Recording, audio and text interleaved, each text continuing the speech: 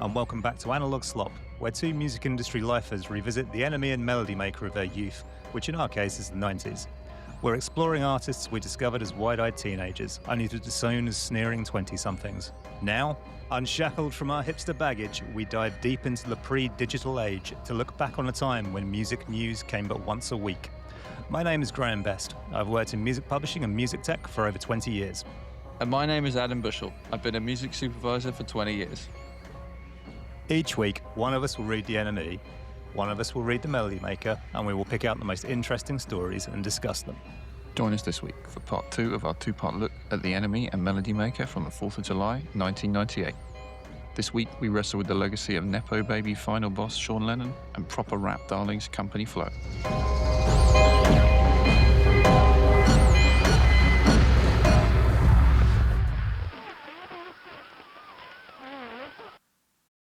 In this week's Melody Maker singles page, where the singles are reviewed by Everett True, along with the single of the week, we have The Dumper.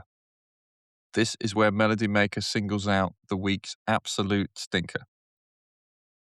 The honour this week goes to Home by Nepo Baby final boss Sean Lennon.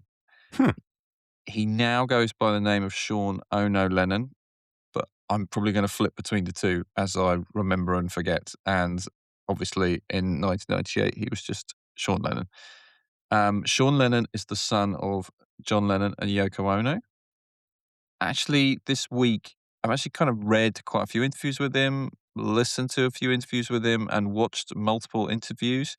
I actually find him to be quite a sympathetic character, likeable and, dare I say it, humble, undeserving of the viciousness poured on him by the 90s weeklies.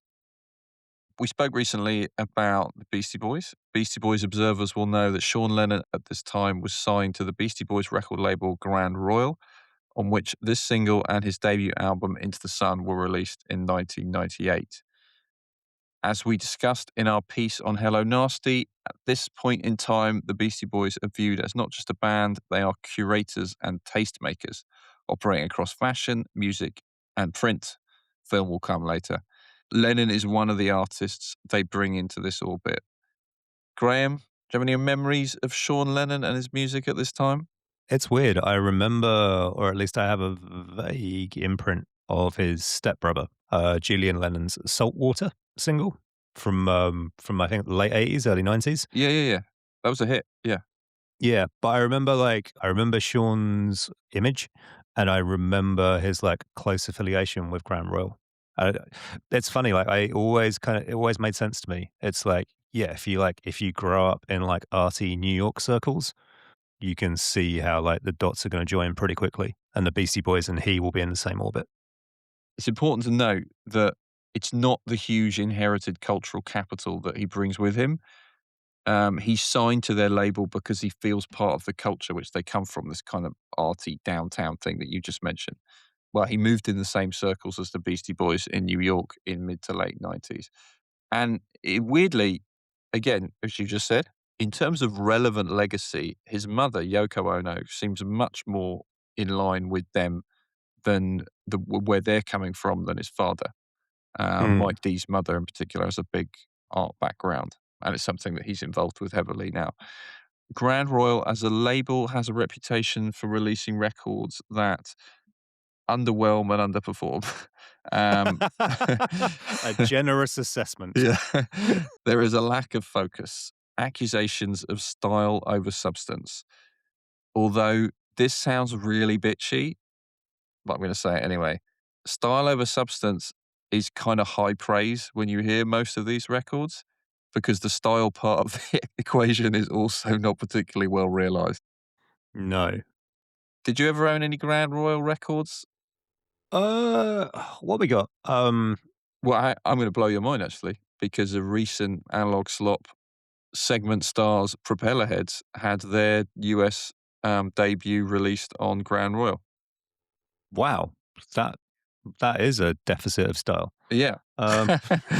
Well, I mean, there's the crossover artists, right? So it's like Alec Empire released on Grand Royal. You know what? That is an important distinction for us to make, there are what I consider to be the kind of homegrown Grand Royale bands Yes. or artists. So like your kind of Luscious Jacksons, for example. Yep, yep, yep, yep.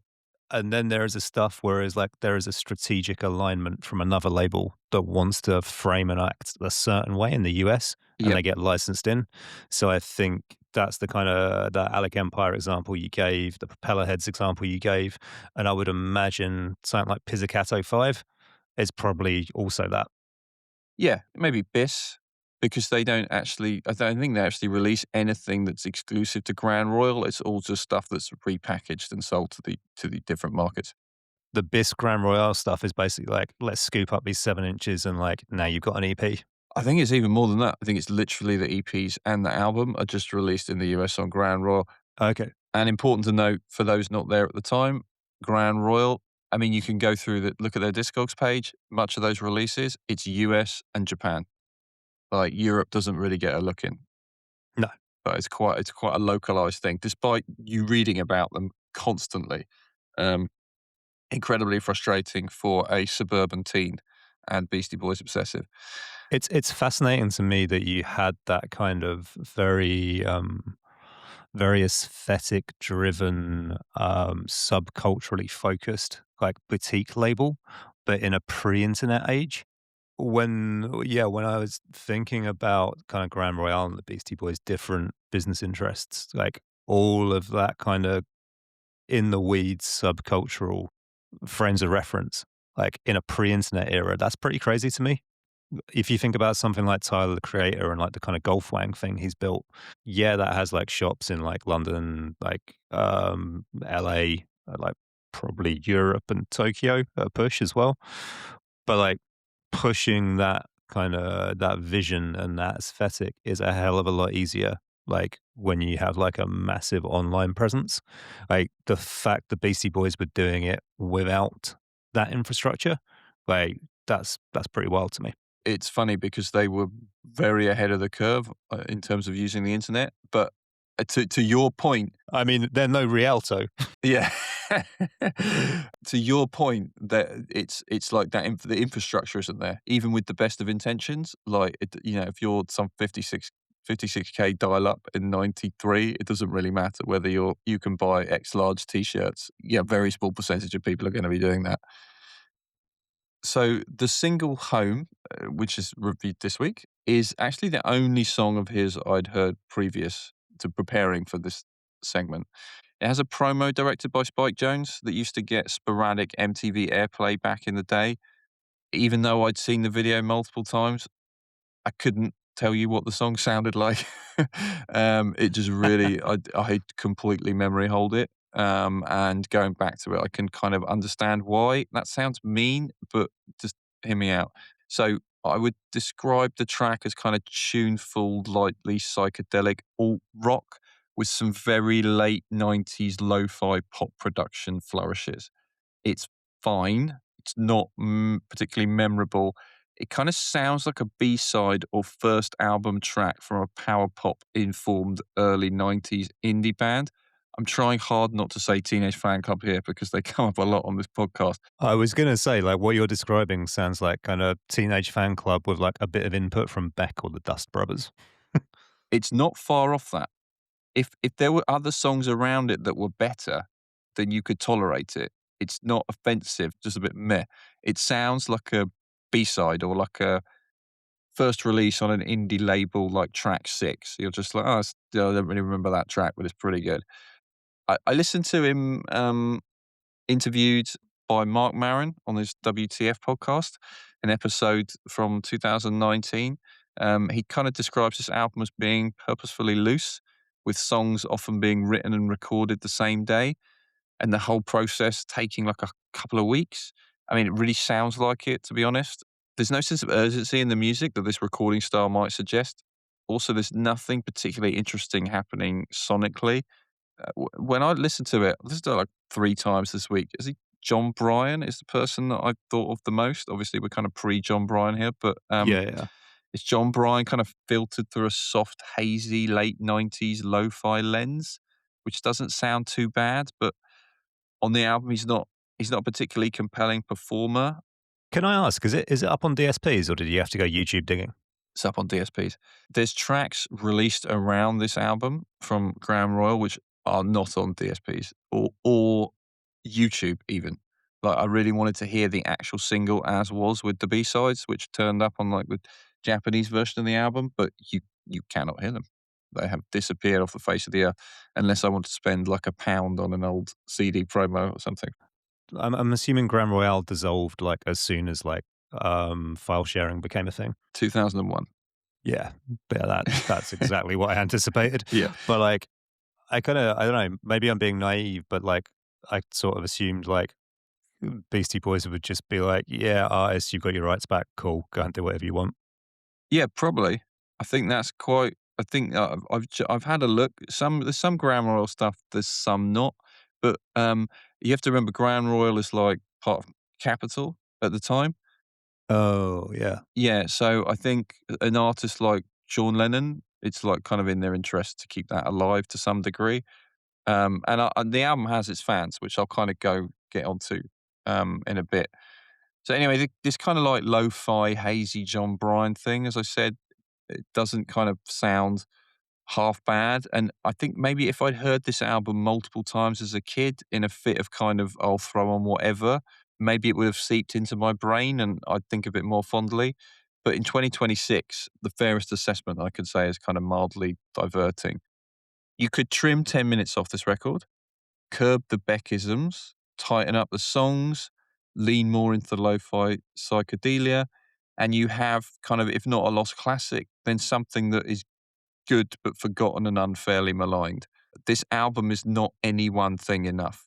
Being non-committal about genre is fine, like that is 90s pop music in a nutshell, but the hooks here are not strong enough to be pop, and the sounds are not interesting enough to be anything else, and that is a problem whoever your dad is. yeah.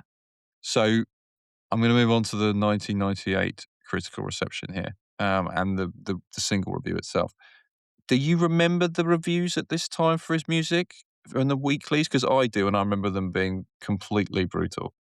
Yeah, there was like there was a bloodbath. I couldn't tell you what the tracks were. I could not tell you like the kind of specifics of the slatings, Mhm. but I remember like even as like a kind of like emotionally underdeveloped like 17, 18 year old like being like that's mean. And it's so funny now when you're kind of, you know, middle-aged and you look back and you're like, "Oh, hang on, how old was he at the time?" You're just like 23. Fuck, that's brutal. Also, um if you indulged me like a brief centrist dad complaint, I kind of I find nepo baby hysteria like really tiresome. I get that it's frustrating. Like I do not contest that the dice are rigged, but this is not a new phenomena. No, absolutely. Yeah, it's very true, very true. So here is the full review from Melody Maker of the home single. Someone will have to explain this one to me. John's younger son, the cool one, hangs out with some Japanese New York scenesters, gets signed to the Beasties label, and releases an album worth of whinging, soporific material that makes his half brother, the truly appalling Julian, sound like a genius. Absolutely fucking horrible. All the worst aspects of post Beck America rolled into one. For those who appreciate that Yoko was way more talented than John. I don't know whether that line means this review is for those that appreciate that Yoko is way more talented than John or the Sean Lennon's music. I interpret it as the latter fully. That's what I think. It's just, yeah. There's the picture of Sean accompanying the review, which simply has the caption, Sean go home. What the fuck? Yeah, I know, exactly. We can. I think we're on the path to adding Sean Lennon Defense Force to our credentials. Yeah. This album is really not that bad.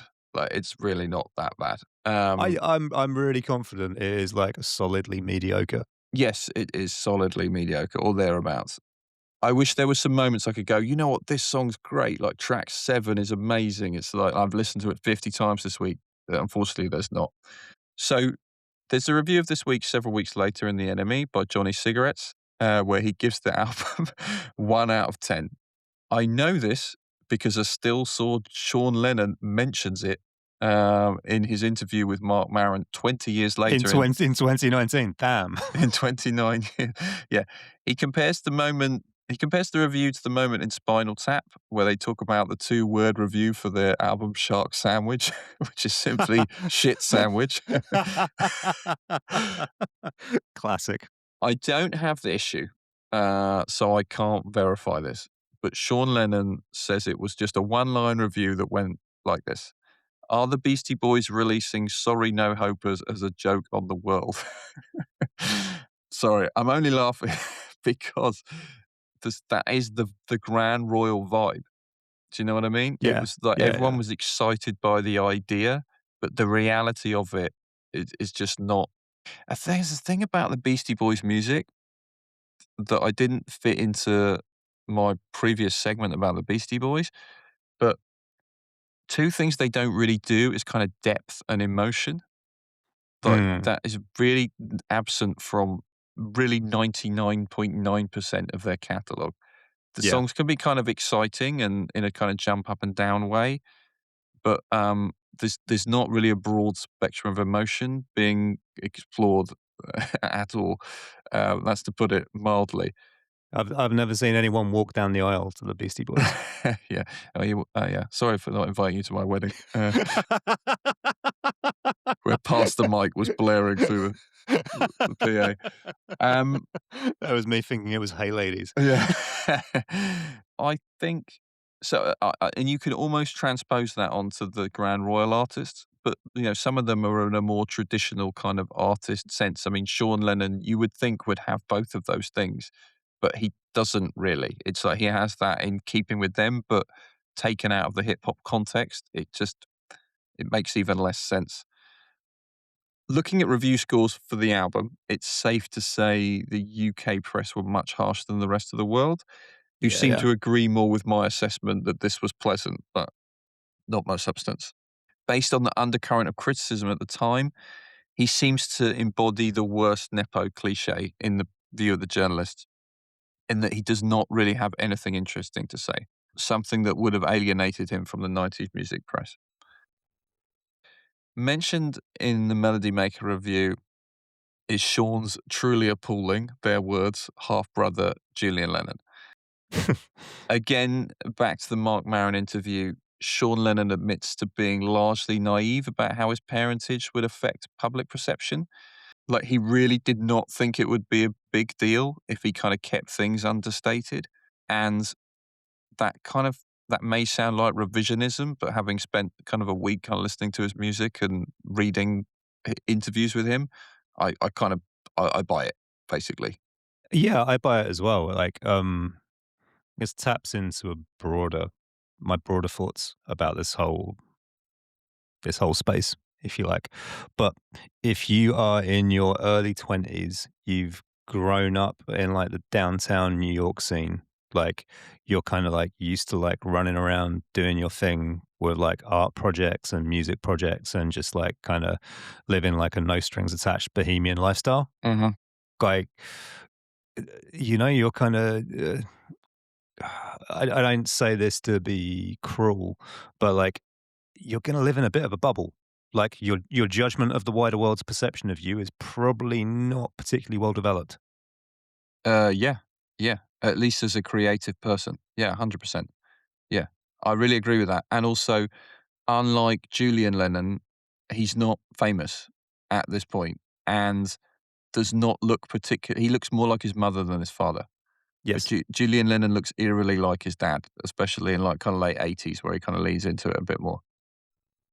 Yeah, Julian Lennon, his career was much more of a conscious extension of his dad's legacy. There is obviously huge similarities to some of the music, and he had hit singles on major labels. To bring it back to Sean, I think the timing of this release is important, 1998. Imagine Sean Lennon's career starting several years earlier, when he would enter the Britpop landscape. People have an Mhm. appetite for heritage and lineage. And importantly, the Beatles anthology is fresh in people's mind. The idea of John Lennon's son making music, retro guitar, melodic music, Seems like something that there would be an inbuilt cultural appetite for. In 1998, this moment has passed. We're in the era of eclecticism, and his watered down approximation of this moment is unable to do anything but bemuse and disappoint. What do you think of that? I think there's a couple of things at work. Having not heard the album. Yeah, having not heard the album, but remembering like his press shots at the time, and Mm, also like having like a real sort of like impressionistic smear of the music in my memory. One, I think you made a really good point about how he looks much more like Yoko Ono than John Lennon, and I think for the British press, like in 1998, that is still gonna like mark your card. yeah, Like, red flag. yeah, you are more Yoko Ono's son than John Lennon's child. So that's a big challenge straight away.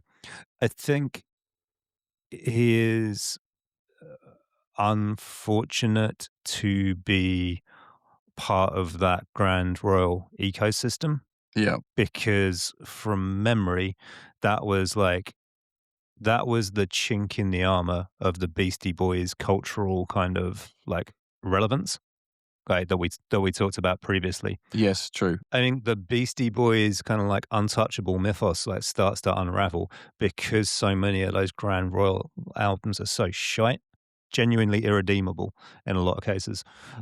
So I think there is a kind of inverse snobbery building in the UK music press, particularly with some of the more kind of disenfranchised traditional indie sorts. Yeah, Like, this is going to sound like a tangent, but it's not.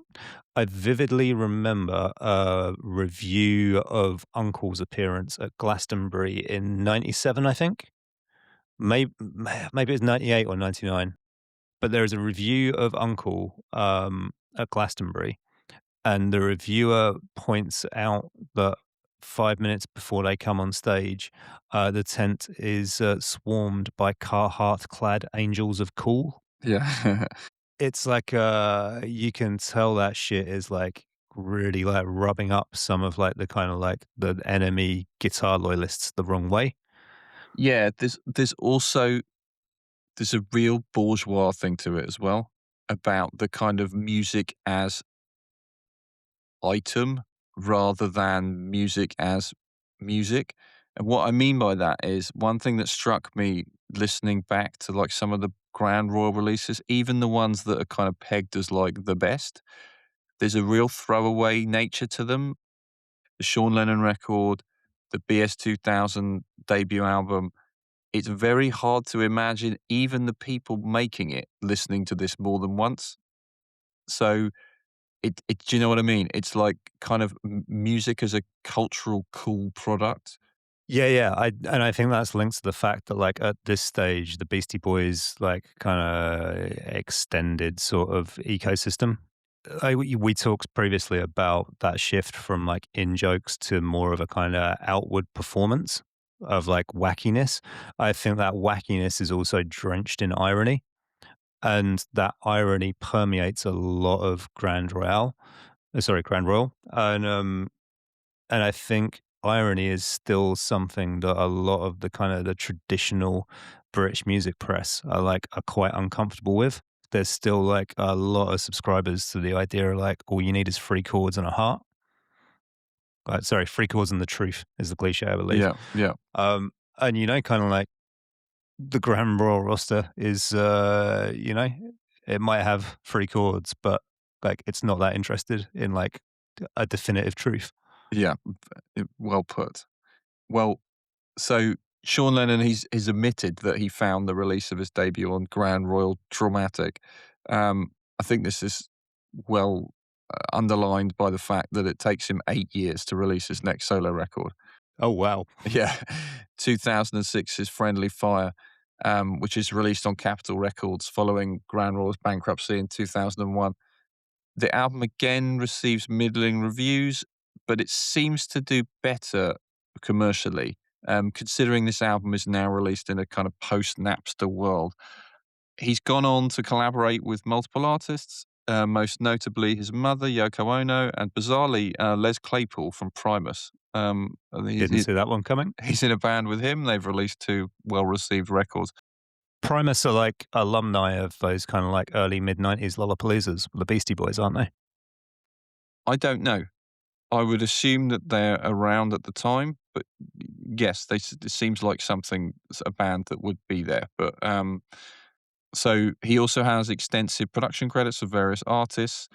And big recommendation is the excellent documentary he's the executive producer on about his parents, 2025's One to One, John and Yoko, which is about the benefit concert of the same name at the events leading up to it, both the events in their life and kind of the political and social milieu of early 70s America, which is it's Oh, brilliant, interesting. really good.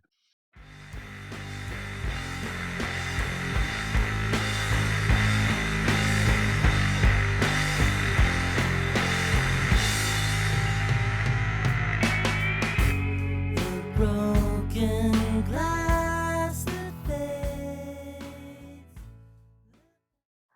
I think your publicist is earning their keep when you make both the Vibes electronic singles review and the, I guess what you'd have to call the proper singles review pages of the NME in the same week. That's what happens here with Company Flow's non-album single End to End Burners, which is released on Raucous Records this week, and bags the Vibes column single of the week and a broadly positive, if slightly puzzled write up in that main singles column. Remind me again who the CEO of Raucous Records is? Well, CEOs are kind of a shifting target, but James Murdoch, son of Rupert Yes, Murdoch, that's right. was the main investor in Raucous Records. Yeah. From what I remember, there are a pair of co-founders that go to school with James Murdoch, Okay. and then James comes in more on the sort of like operational and business side, and taps up his dad for some money. So, yeah, Rupert Murdoch ends up becoming the main investor and majority shareholder of Raucous Records. Something else we can thank him for. That's the same record label that released Mare by Pharaoh Monch, which memorably has the chorus, "Fuck it, if I'm gonna die, at least I shot the mare." Nice. That's a great record. Anyway, Company Flow are made up of three members at this point: Big Juss, Mr. Len, and LP. Juss and LP are the MCs. Mr. Len is the DJ, while LP also handles the vast majority of production, although Len and Juss also contribute beats every now and then. They form in 1993. They self-released their debut EP, Fun Crusher, in 1995. And that EP, in terms of kind of underground, independent East Coast rap, blows up. So they sell 30,000 copies of that EP with zero promotion or radio support. And after a bidding war between a couple of major label subsidiaries, they signed to rising indie rap powerhouse Raucous Records. They released their debut album, Fun Crusher Plus, in 1997 on Raucous. And I think, although the timelines are a bit fuzzy, that is the first full length album on Raucous by an artist. Despite that James Murdoch cameo earlier, there will come a time when we unpick the Raucous Records legacy, and our listeners should look forward to that time. In the same way, they should look forward to the inevitable day we have to cover Pavement. Okay. Yes. But today's not that day. Today we find Company Flow basking in critical adulation, and that's come from Fun Crusher Plus, which was like a big kind of music journo totem on both sides of the Atlantic, and then they follow that album up with this standalone single. Adam, you know what's coming. Without straying into generalized backpack rap slander, um, were you Shit. aware of were you aware of Company Flow? And if so, were you feeling them? I was aware of them. I wasn't I wasn't feeling them, but I don't think I'd been exposed to them. I think now it's like most people, I think I think of them as the thing which LP did before he was in, Careful, careful. uh, We'll get into it. the dad bod rap supergroup Run the Jewels. Oh man, hold that thought because I'm really pleased that you two have a snarky, snarky subheading for that group. Long story short, in 1998, you know they exist, but like they're not on your radar. Yes, exactly right. So yeah, that's pretty much where I'm at as well. Like July 98, I'm less than 2 months away from like an all consuming and, not especially edifying obsession with hip hop, like particularly independent hip hop, particularly like independent hip hop released by Raucus. It's so funny. So the way you said 2 months is so specific. It's like Well, yeah, I'm man. 2 months, 3 days, and 16 hours away from being struck down. By a dose of the backpacks.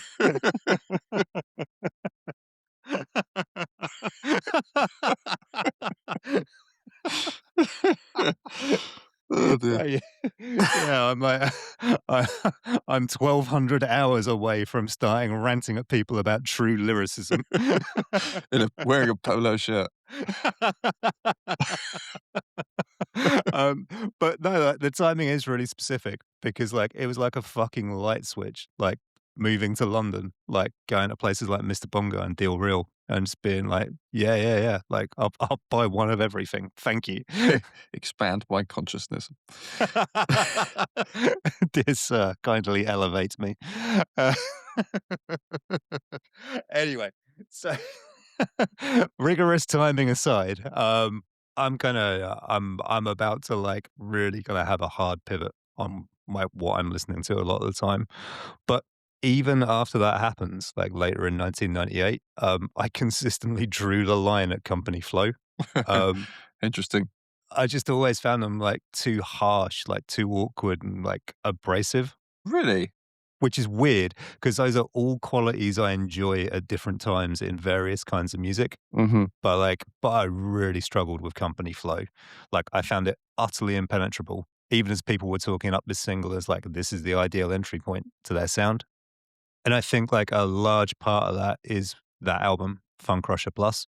My one line review of Fun Crusher Plus is that it is 74 minutes of incredibly dense mid tempo trudge that can seem utterly featureless from the outside. It's so long, like to be shouted at. Yeah, that's true. Yeah. Even in 1998, like without the distractions of like, kind of mobile devices or easy access to the internet, that 74 minutes required a level of concentration that was challenging.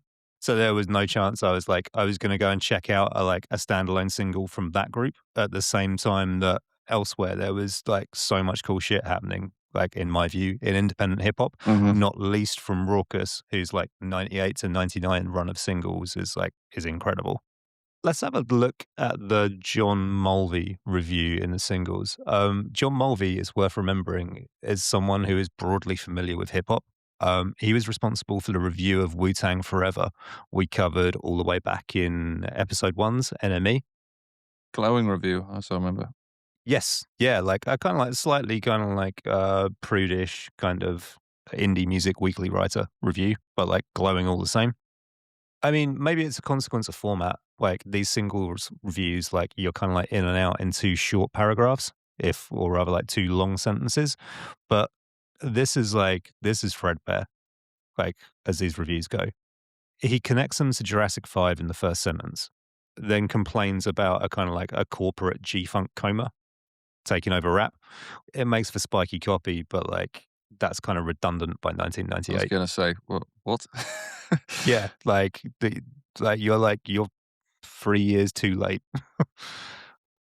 So yeah, like he's kind of like he's pulling out the sort of like the enemy writer tropes of like this hip hop lacks credibility, Yeah. like in terms of the mainstream. And then he goes on to kind of like highlight the like when Burner's like key attributes. I quote, "These are alarming heavy duty noise, truly vicious scratching, and a selection of angry men shouting musically." I like that. That's pretty funny to me as like reductive enemy reviews of hip hop go. Absolutely, yeah. but all sneering aside, I'm genuinely shocked that I didn't rush out to buy this on that description alone. Yeah, yeah, yeah. It does sound pretty good. Yeah, like in 1998, like I would have been like, hell yeah, like sign me up. So yeah, after that kind of like after that drive-by description, he reverts to enemy type and concludes that Company Flow have the capacity, and I quote, to update Public Enemy's righteous anger for the late 90s. Mhm. So yeah, exactly. So we're hitting all the regular enemy doing rap points here. Like Spoiler alert, they did not fulfill that prophecy. but yeah, you know the talking points, like the shouty men, like the kind of that slightly aloof reserve on the part of the writer, and the desperate effort to link an act to like one of the few hip hop touchstones, like the enemy understands. Will they be any good live? Are they as authentic as they seem to be? Yeah. Like, just how macho are they? Yeah. And does it unsettle me? Exactly, yeah. Yeah. Um, so shifting gears, let us contrast that with the Vibes column single of the week review by Toby Manning, which is not a name I recognize, like from the enemy at all. It was Bernard Manning's son. Yeah, we can spread that rumor. Anyway, yeah, this review opens with like an admirably excitable all hail the rebirth of rap exclamation mark. Yeah. Before contrasting Company Flow with Jurassic 5. Fucking again, they are obsessed with Jurassic 5. Yeah. Um, It's real hip hop again. but you know what? Like we missed the review of a Jurassic 5 EP by like a week, I think. Uh-huh. In the Enemy and Melody Maker, I was really up for getting into that, but we've been denied. There's a very expected tack that we would take on that, which is merciless hatchet job. But I'd be up for like listening to it and giving it a good go. I'd be up for listening to it and giving it a go, but like the prejudice is so deeply ingrained at this point. Like I don't know how objective it'd be. Yeah. Like I don't know, man. Like I know where you're coming from. Like I know it's like I know you want to give it a fair shot, but I don't know. Maybe that's our first video content, like close-ups of our faces, is like the piano at the start of Concrete Schoolyard drops. Do you know what? I was thinking of the lesson. I feel like that would be enjoyable to listen to, honestly. I feel like there'd be something there. I totally forgot that existed. Yeah. Like that was, I tell you what, that was the weird thing. Sorry, just as a complete aside, when we re-listening to Hello Nasty recently for the our recent piece on that, the amount of scratching on that record is unbelievable. You're just like, well, this is a sound I'm just not used to hearing ever, like anywhere. Like that is just completely gone from the landscape. And also, hardly anything I listen to from the 90s has scratching on it. Like a lot of the kind of boom bap hip hop, it's pretty much gone. But yeah, it is all over that record. Is it on the Company Flow record? Yeah, it is. Like I mean, like Mr. Len's not as like celebrated a turntablist as Mixmaster Mike, but like he is working. Like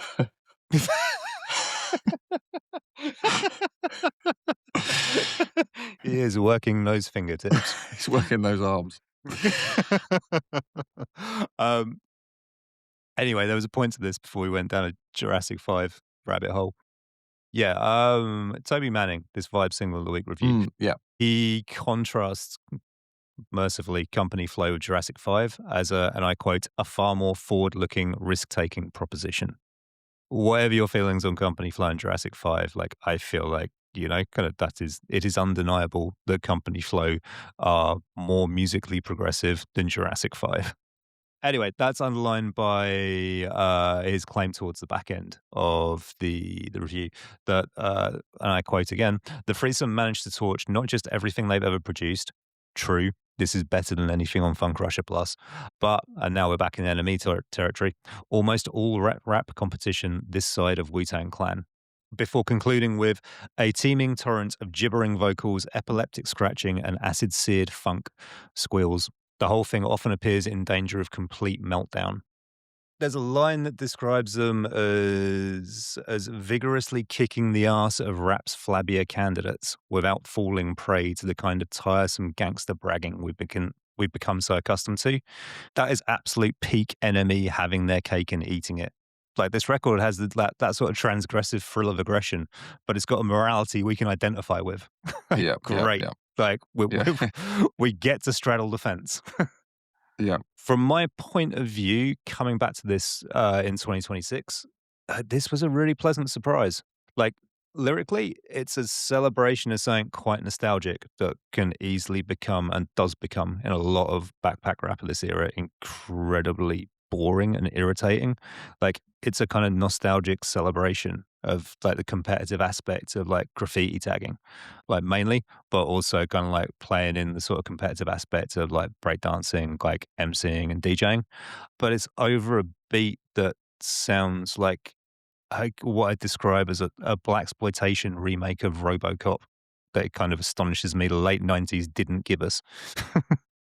Like the interplay between Big Just and LP, like is so good. Like they are distinct enough to have their own characters, but like the way both of them are so intense on the mic, like really combines to give it this kind of power that's more than the sum of its parts.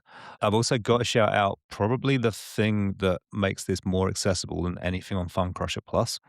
There is a fantastic, and sample is too simple a word, but it's this fantastic lift of Run DMC's Beats to the Rhyme. yeah.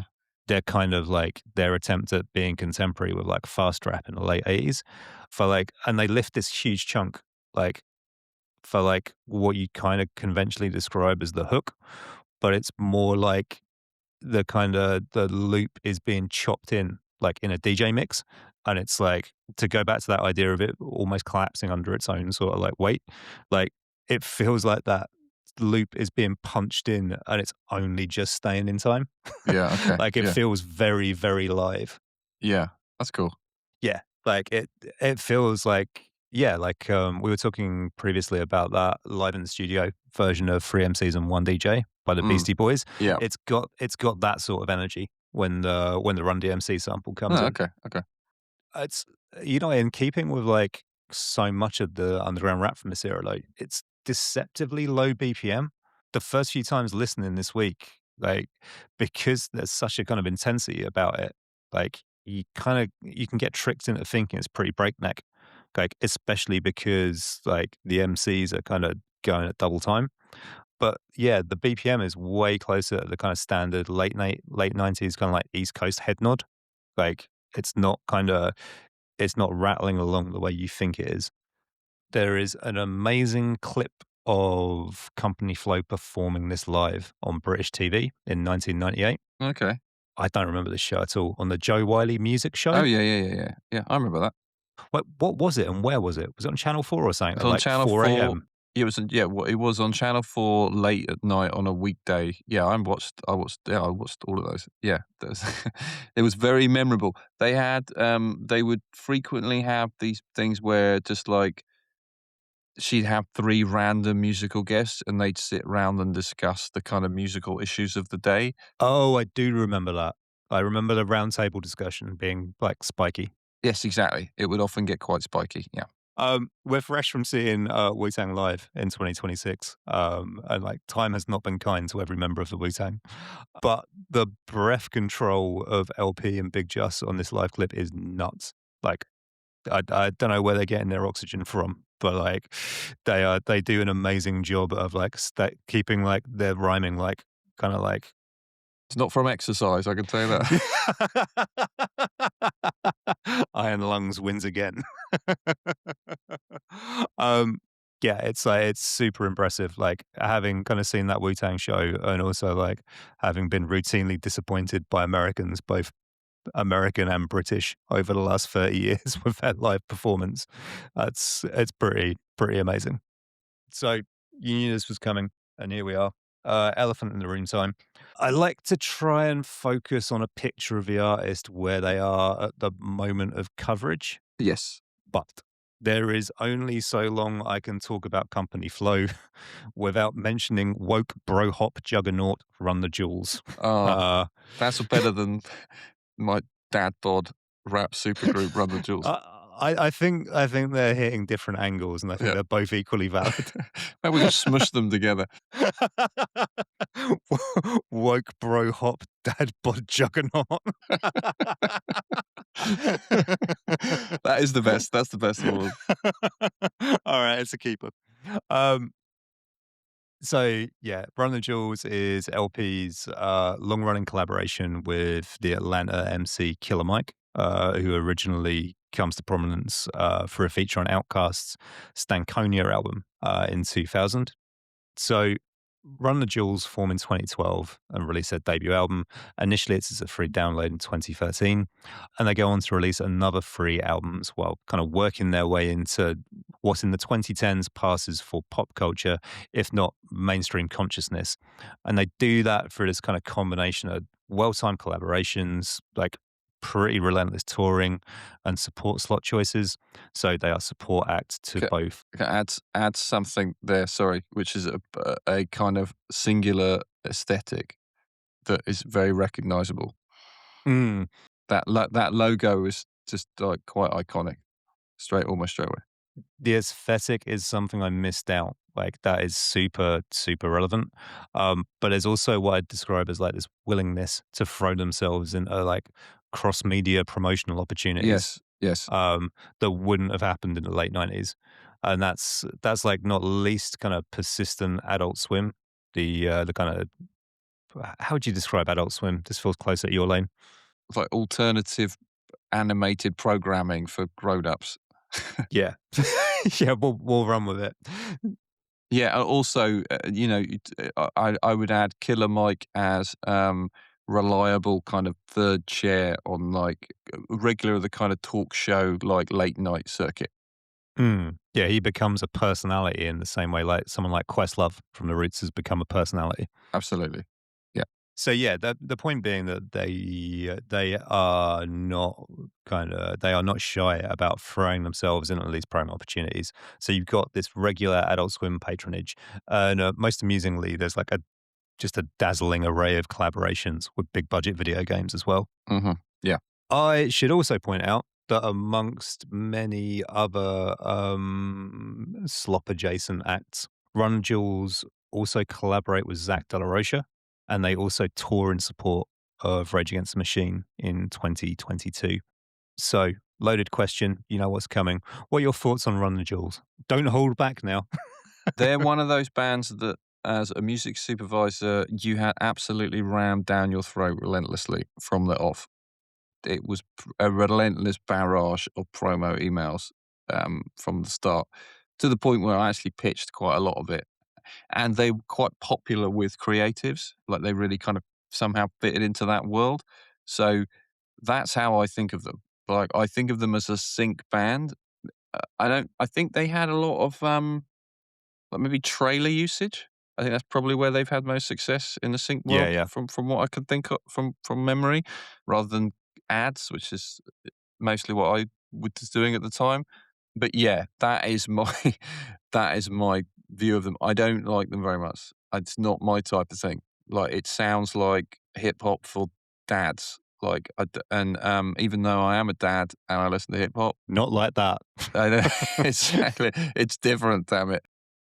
I don't think it's like irredeemable or anything like that. Like I don't think it's like complete shit or something. It's just not for me. Like people I really respect and think have great taste in music, like think Killer Mike's amazing and like have followed LP's career like from the early 90s, up. Mm. So it's not like I think they're like super naff or anything. It's just not for me. It's interesting. Like I like a lot of their material, but like I've talked about this kind of artist before, but like they're not a they're an artist I find easy to respect and very hard to love. There's something about the way they're perceived and the weight of authenticity and how they wear it. Yeah, actually, do you know what? I've thought of a good analogy for how I think of them. And that is if you're like a long-term comic book reader like me, like there's a kind of running joke where every few years there'll be like an article in like a mainstream news outlet that will say, maybe not so much now, but like where it says like comics aren't just for kids anymore. Do you know what I mean? It's like you thought it was this, and it's actually, there's really exciting things happening. They're like the hip hop equivalent of that.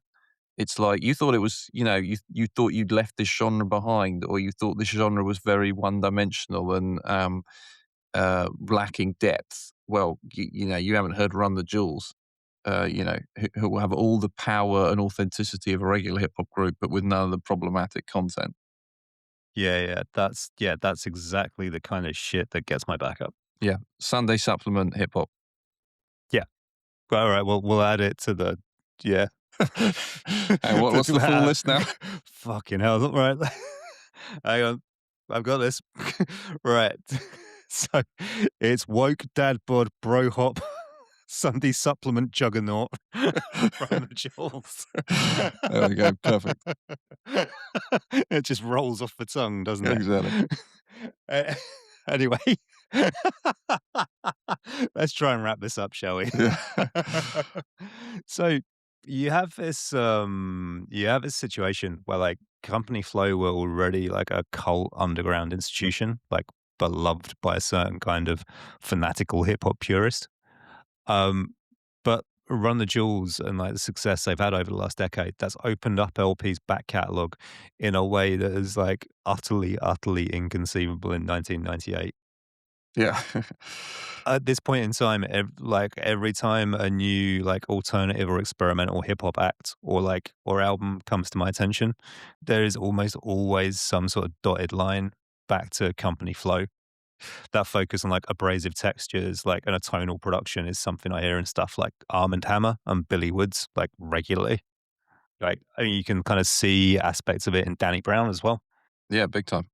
Allow me to make a heavy-handed comparison.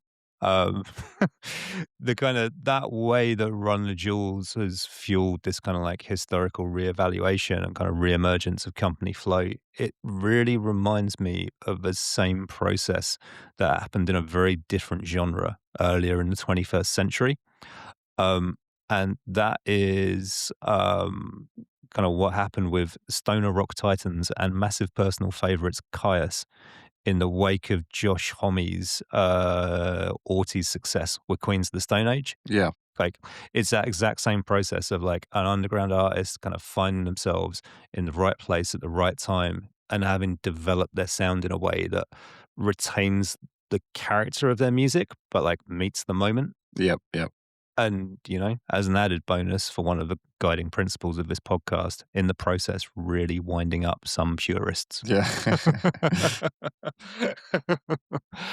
I mean, I should say, because it was a collaborative effort, we laid a pretty snide description of Run the Jewels earlier. Of our kind of woke, bro hop, dad bod, Sunday supplement juggernaut. But I want to bring that kind of glib description up again for a couple of reasons. Like, first up is like Run the Jewels are like basically the natural evolution of what Company Flow are doing in the late 90s. Like, sure, the sound evolves into something like kind of leaner, harder, and a tiny bit more accessible. But fundamentally, this is still in the same wheelhouse as that Company Flow, like ultra dense, abrasive sound collage with like furious vocals railing against societal injustice. The only real difference now is there are more 808s. And the second part is that I think there's a lot of parallels you can draw on the way to making a case for Run the Jewels as being heirs to like Rage Against the Machine in the kind of the willfully misunderstood aggressive music stakes. Yeah.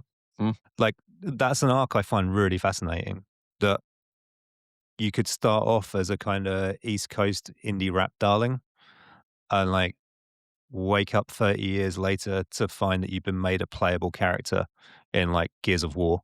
Yeah. Which is exactly what happened to LP and Killer Mike.